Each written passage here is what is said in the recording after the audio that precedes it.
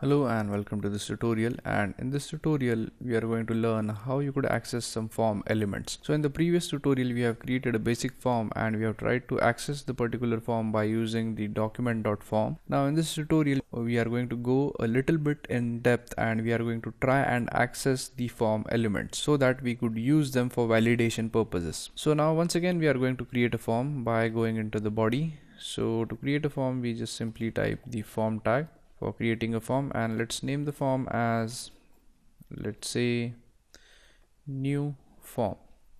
Now once we have the form with us, the next thing which we do is we go on adding elements. So elements in a form are nothing but basically the text box, the radio buttons, the check boxes, the submit button, whatever we want to add on them. So let's initially add a username. So we type username and then we type input type equals text, and that is because it is going to save text into it. Now let's give some name to this element. So for username, so let's name it as username. So we type username, and now let's go ahead and create a password field. So we type password, and to store it we are going to create another text box. So we type input type equals password, as it is going to store the password for us, and we'll name it as, let's say, pass. Now let's go ahead and add a submit button. So we type input type equals submit, and let's say the value of the submit button is also submit.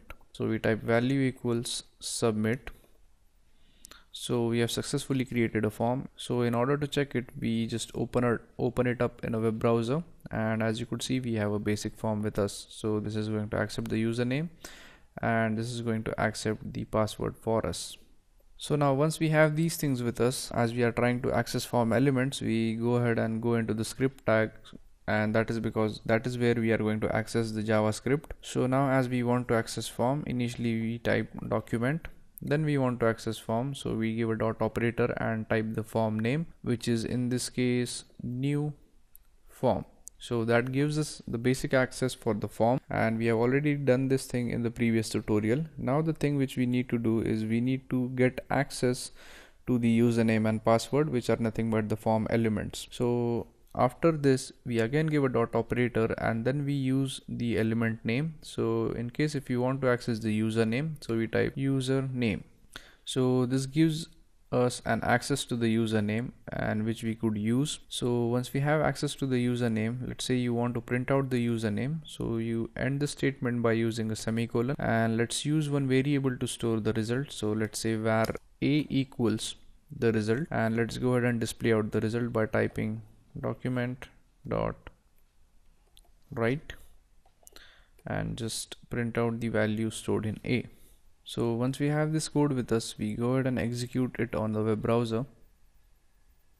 So it is going to give us this element like object HTML input element, and that is because we have specified the value of username here. So as username is the input element, it is going to show us some value. Now what if we add the value of username right over here? So let's go ahead and give some value to the username. So let's say value equals, let's say the username is ABCD. Now if you want to access this value which is stored in username, you simply go after this username in JavaScript, give a dot operator and just type value keyword. So this value directly gives you access to this value right here. So now if you save the code and execute it, it is going to print out the value ABCD as it is present over here.